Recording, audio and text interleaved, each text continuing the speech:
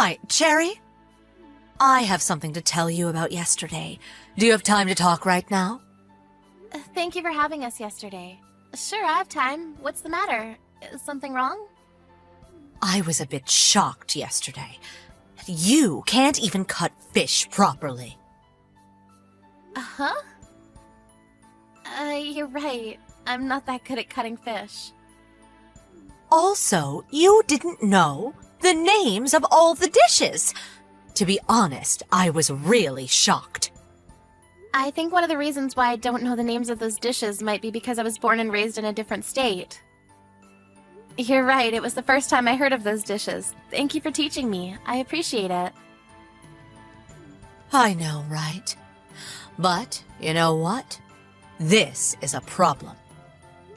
Uh-huh?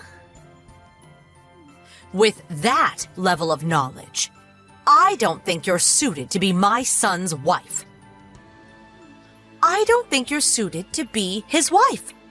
You're not good at cooking. That's a huge problem. Yes, you're right. I will make an effort to be better at cooking. I'm not talking about being laid back and taking it easy. With this, I don't approve of you as my daughter-in-law. But... That's why I thought of an idea. During the weekends, you should come to our house and learn how to cook. What? During the weekends? That's right. You should come every week without fail, because I will teach you how to cook. If you attend a cooking class, it will cost a lot of money. You should be thankful to me, because I'm offering to teach you. Thank you, but to be honest, I don't think it's possible to go every single week. What are you saying?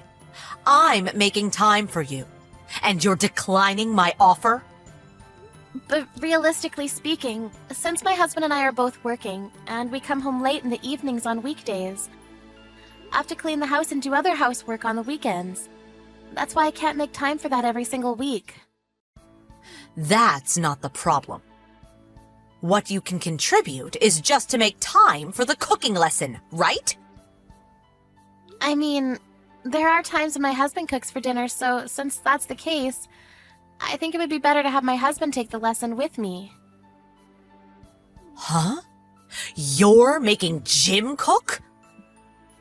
Yes, he cooks sometimes, because there's days when I'm busier at work than him. So Jim cooks dinner for us during those busy days. Even though it's not right to ask Jim to make time for the cooking class during the weekends, right? He's exhausted from his work during the weekends. I'm in the same situation as Jim, too. If you really want to teach me how to cook no matter what, I will schedule my time so I can go on days when Jim can go, too. How selfish. Who do you think your husband is?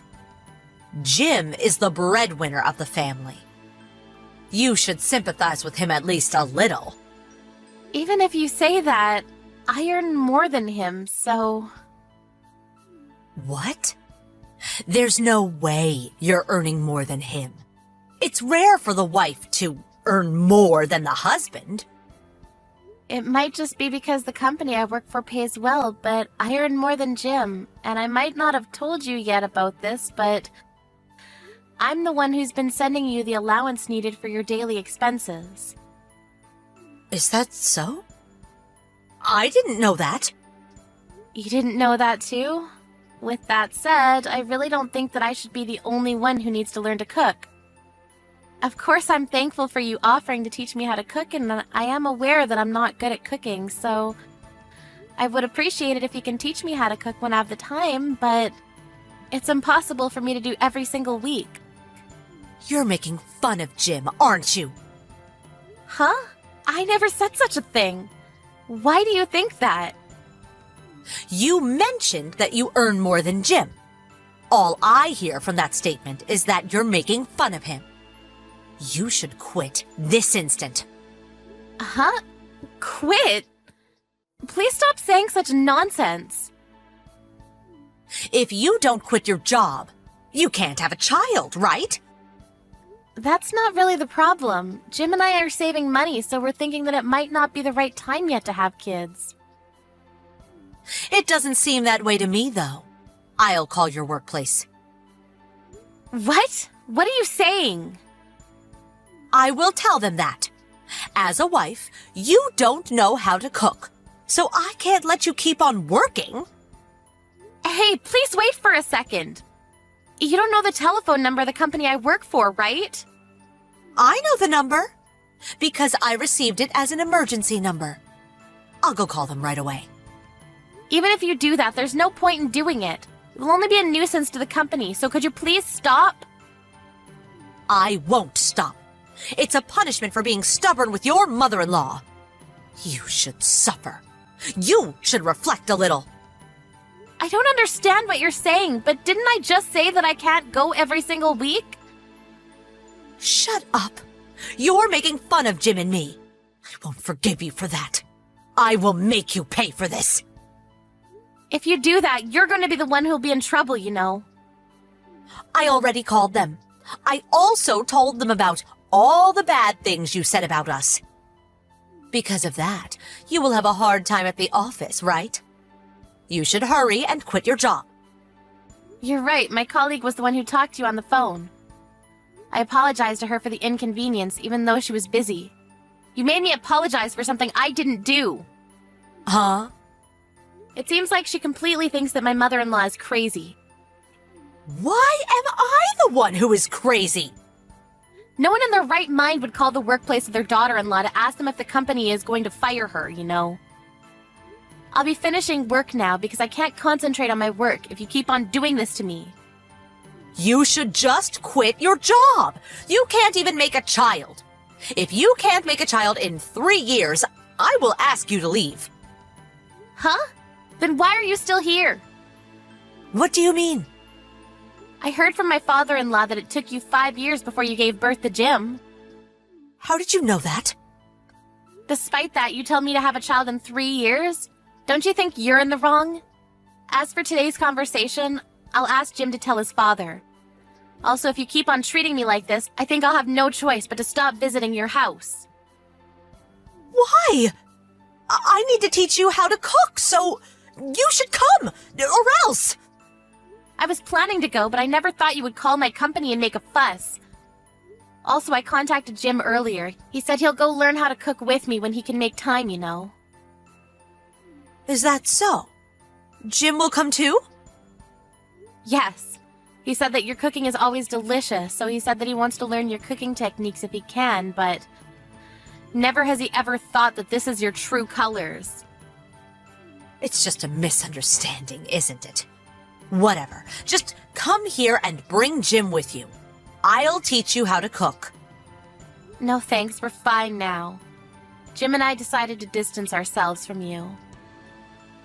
Why? What do you mean, distance yourselves from me? You told me to leave if I can't make a child within 3 years, right? It's almost 3 years since Jim and I have been together, so I'm thinking of staying away from you. Of course you can't do that.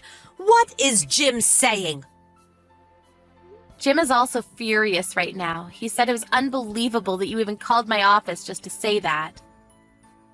I was wrong for doing that, but I just wanted to see the face of my grandchild, and I thought that stress from work might be bad for your health. Isn't your husband tired of you because you take such forceful actions? My husband? There's no way he would say such a thing. Because he's always silent and doesn't complain.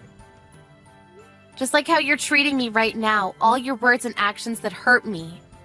My father-in-law was the one who kept on apologizing on your behalf. I didn't know that. He did that for me?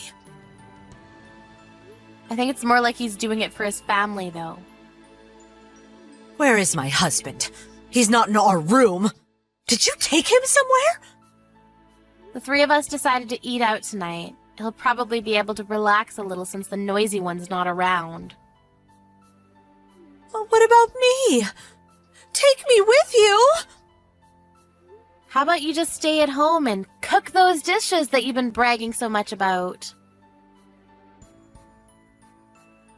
After that, Victoria tried calling Sherry and Jim, and of course her husband, but no one answered her calls. So she ended up eating supper all by herself. When her husband arrived home later in the evening, he pretended to not see Victoria and ignored her. So Victoria finally apologized. She was told that he won't listen to her if she doesn't apologize to Cherry, so even though Victoria doesn't want to apologize, she decided to go and apologize to Cherry.